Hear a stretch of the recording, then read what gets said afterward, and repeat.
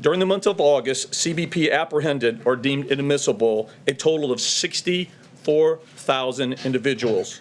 For July, if you recall, that number was just over 82,000, which represents a decline of 22%.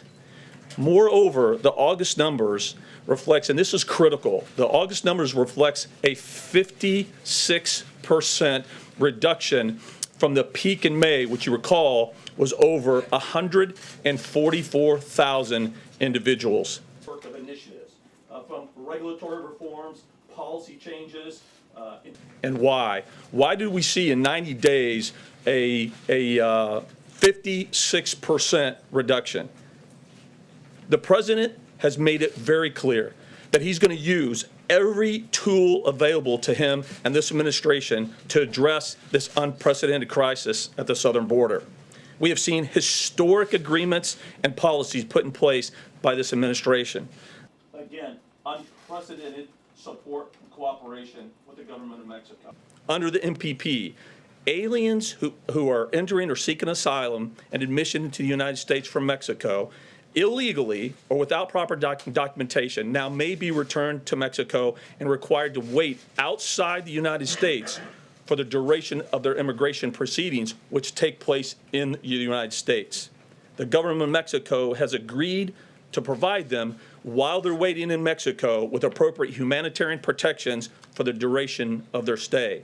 To stem the surge of illegal migrants crossing the southwest border and to disrupt aliens. Make no mistake, Mexico has stepped up in an unprecedented way to be partners and really see this as a regional crisis. But as I said, we need them to do more. And there's specific targeted areas that we continue to talk to them that they need to do more. I am concerned whether the government of Mexico, including our partners in the Northern Triangle countries, are going to be able to sustain the level of commitment they have. But in addition to that, as a country, we cannot rely on other countries, no matter how great their support is, to fix our laws.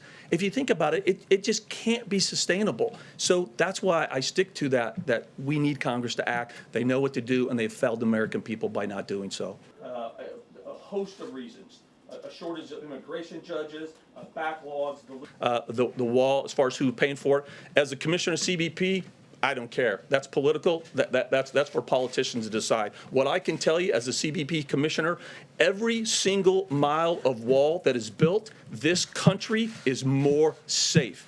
Every single mile of wall that's built, it allows the Border Patrol agents to exponentially increase their capacity to do their job. That's what I can tell you. If you come here as an illegal alien into the United States, you commit crime. I'm frustrated. The unprecedented judicial activism that we've experienced every single time that this administration comes up with what we believe is a legal rule or policy that we really believe that will address this crisis, we end up getting enjoined. It's very, very frustrating, but we're just going to keep going. We'll continue to work within the current legal framework to address this. The entire DHS family, including USCIS and ICE, are working together with this president and this administration. We keep having to go outside the box within the current legal framework to come up with new initiatives, new policies, new regulations, because this Congress won't do their job.